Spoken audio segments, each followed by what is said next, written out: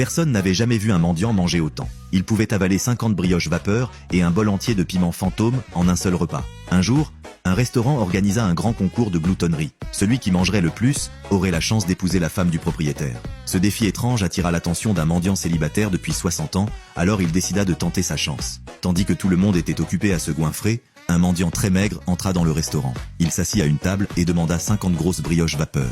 Tout le monde fut choqué et se demanda s'il allait vraiment réussir à les finir.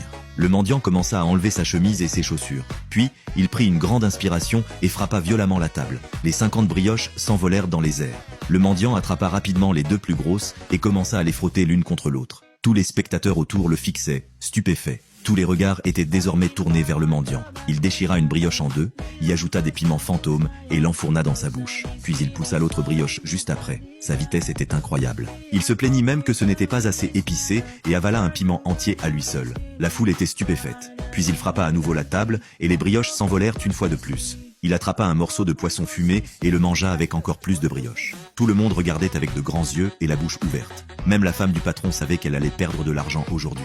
Le visage du mendiant était couvert de sueur. Mais il ne ralentissait pas du tout. Bientôt, le poisson fantôme avait disparu, ne laissant que des arêtes. Il entama alors son sprint final. Il trempa les brioches dans de la sauce piquante et les mangea l'une après l'autre. On aurait dit qu'il essayait de rattraper 30 jours sans manger. Bientôt, il ne resta plus qu'une seule brioche. Il ralentit, la trempa dans la sauce au piment et en prit de petites bouchées. Puis, il alla jusqu'à avaler les arêtes de poisson et lécha l'huile de piment sur ses mains. Le mendiant remporta le concours de gloutonnerie sans aucun doute. La foule l'acclama, mais le mendiant n'était pas du tout heureux. Il ne savait toujours pas quand il mangerait son prochain repas.